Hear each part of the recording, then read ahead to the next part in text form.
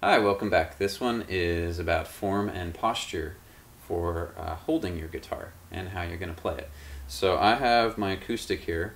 It works for acoustic or electric, but it starts with the concept of just holding the guitar comfortably on the right leg to where the lower part of this arch of the body actually sits on your right leg.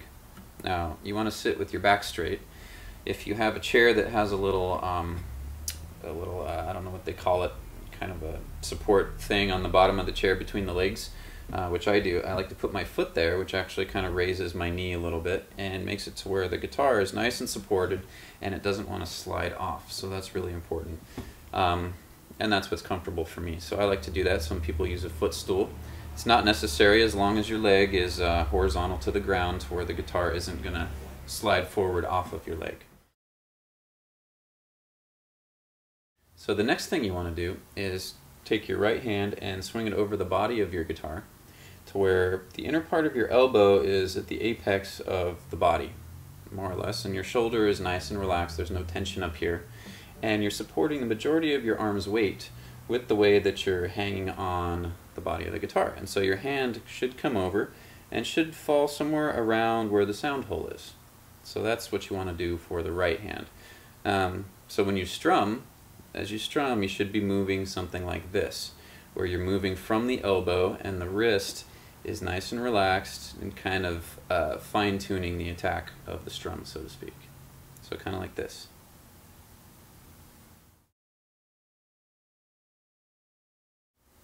So as you hold the guitar body now, you want to make sure that most of the weight is supported by your hand just swinging over the back here, and that the neck is at least parallel to the ground, if not higher, so that the headstock should be a little bit higher if possible. This sets up the left hand to be able to reach underneath in a way that's nice and comfortable and you'll be able to get to the notes that you want. So that said, I'm going to play this E chord here and do a close-up just to show you how the grip should be. Now you want to play all these beginning chords, these open chords, on the fingertips. So it should look like this.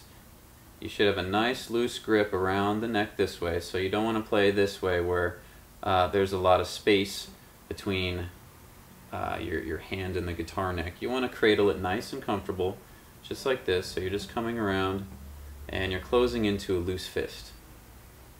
And you're playing on the fingertips.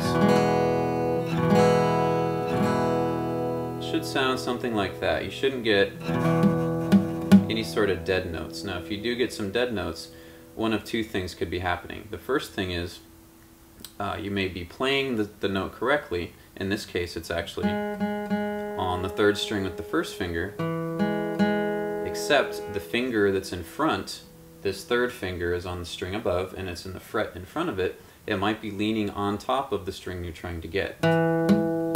So you might be fretting that note, but your finger's leaning over it.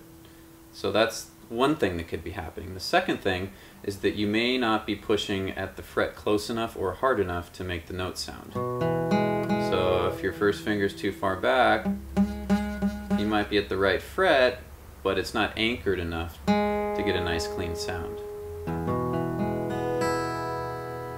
So those are the two things you want to look out for as you play. Now you also want to make sure that you don't have any tension in your fingers.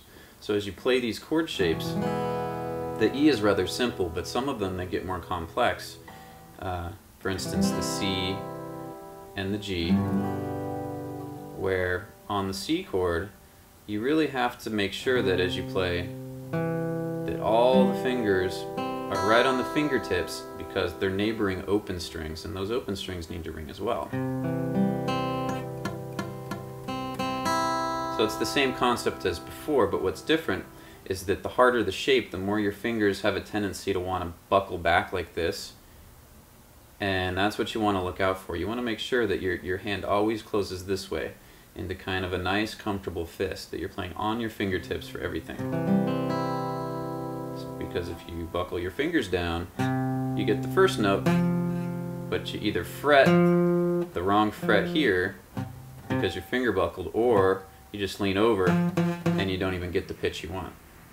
Plus there's tension in your hand, which affects the way that you play. and the way that the instrument sounds, so that's not good either. So that concludes our tutorial on posture and form. Just keep in mind that you want to keep as little tension in your hand as possible, and that goes for the right hand and the left hand.